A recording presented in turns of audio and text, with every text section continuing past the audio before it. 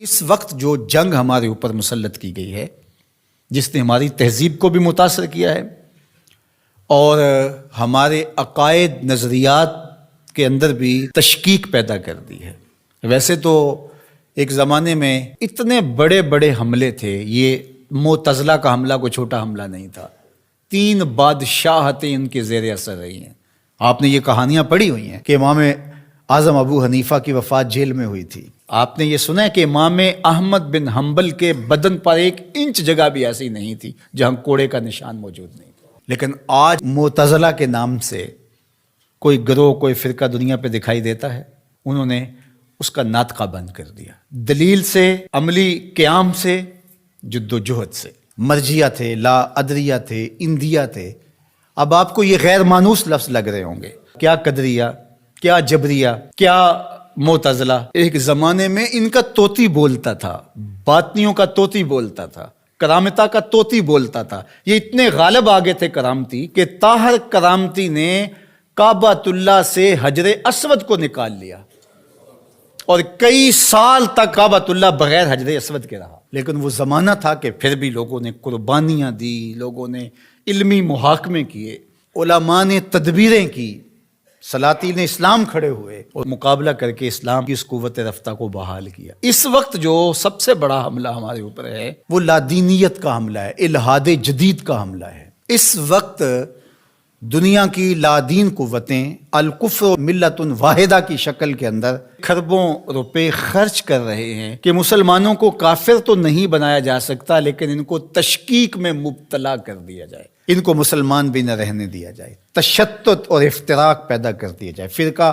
واریت کے بیج ان کے اندر بوئے جائیں، یہ باہم دست و گریبان ہو جائے، جغرافیائی تقسیمات پر ان کا یقین ایمان کی حد تک چلا جائے۔ عجم اور عرب کی لڑائی پر 2 ممالک کو آپس میں کھڑا کر دیا گیا، اور یہ جتنے فسادات مشرق وسطیٰ میں ہوئے ہیں، مسلم کش ہو گیا، ایک دوسرے کو مارنے لگے، لسانی بنیادوں پر، فرقہ وارانہ بنیادوں پر، قتل عام ہوا، مسلمان کا خون پانی سے بھی سستا ہو کر کے بہا، اور جنگیں جو بھی لڑی جاتی ہیں مفاد کی عالمی طاقتیں اسی خطے میں لڑتی ہیں۔ یورپ میں کوئی جنگ نہیں لڑی جا رہی، عالمی طاقتوں کا بازیچہ بن کے ہم رہ گئے ہیں۔ ہم کب شعور کی آنکھ کھولیں گے؟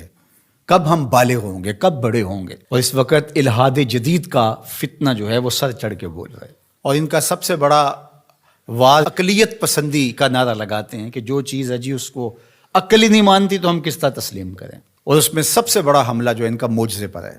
جو کہتے ہیں کہ معجزہ جو ہے یہ نہیں ہوتا، وہی پر حملہ ہے، چونکہ یہ بنیادوں کو ڈھا دیا جائے گا تو عمارت خود بخود گر جائے گی نیچے۔ جب وہی کو کمزور کر دے، اس تصور کو دھندلا کر دیا جائے گا، تو کہتے ہیں وہی ممکن نہیں ہے، کہ یہ خلاف عقل ہے۔ دنیا کی کتنی چیزیں ہیں جو انسانی عقل میں ابھی تک نہیں آئیں۔ آج سائنس اور ٹیکنالوجی کی سلطنت ہے پوری دنیا کے اوپر، اور اس کے ذریعے سے آپ کہتے ہیں جی بس آج تو جو تجربات کی روشنی میں چیز حاصل ہوگی اسی کو مانیں گے، اور اس کے علاوہ جو سمجھدار ہے، پڑھا لکھا شخص ہے، دانشور ہے، وہ کس طرح اس کو مان سکتا ہے جو عقل انسانی میں یہ چیز نہیں آتی ہے؟ جبکہ یہ خود ہی مانتے ہیں کہ انسانی عقل ابھی تک 5% یا 6% استعمال ہوئی ہے، باقی 94-95% انسانی عقل سے بھی اتنا کام نہیں لیا گیا، ابھی سپیر پڑی ہوئی ہے۔ اور وہ دعویٰ کر رہا ہے پیغمبروں پر ہونے والی وحی پر اور وہ معجزات پر۔ اللہ اکبر! جبکہ بہت ساری ایسی چیزیں ہیں جو معجزات کی دنیا کی مسلمہ ہیں اور انسانی تاریخ اس کا انکار نہیں کرتی، جس میں حضرت عیسیٰ علیہ السلام کی بغیر باپ کے ولادت ہے، اور آج دنیا کے لوگ اس بات کو مانتے ہیں۔ اب مجھے بتایا جائے کیا عقل انسانی اس کو قبول کرتی ہے؟ لیکن دنیا مان رہی ہے۔ فرعون کی باڈی کے بارے میں سورہ یونس کے اندر اللہ تعالیٰ نے ارشاد فرمایا کہ ہم نے اس کی لاش کو لوگوں کی عبرت کے لیے باقی رکھا ہوا ہے۔ اگر فرعون کی لاش نہ ملتی تو آج یہ لوگ اچھل رہے ہوتے کہ کیسے ہو سکتا ہے، یہ قرآن نے ویسے ہی کہہ دیا۔ اس پہ شور و غل، یہ 2 نمبر جعلی دانشور، وہ کہتے عقلیت تسلیم نہیں کرتی، عقل نہیں مانتی، لہٰذا ہم نہیں مانتے کہ فرعون کی باڈی محفوظ ہوگی۔ پانی میں کس طرح محفوظ رہ سکتی ہے؟ مچھلیاں نوچ کے کھا گئی ہوں گی اس کو۔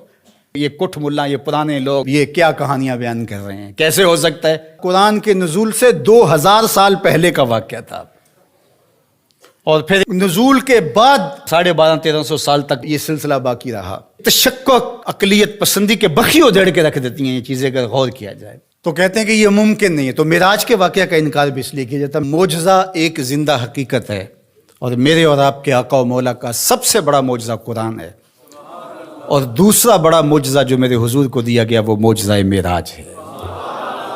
اب عقل انسانی مانتی ہے یا نہیں مانتی ہے، لیکن میرے حضور وہاں سے ہو کر آئے ہیں جہاں کسی کا تصور بھی نہیں آ سکتا.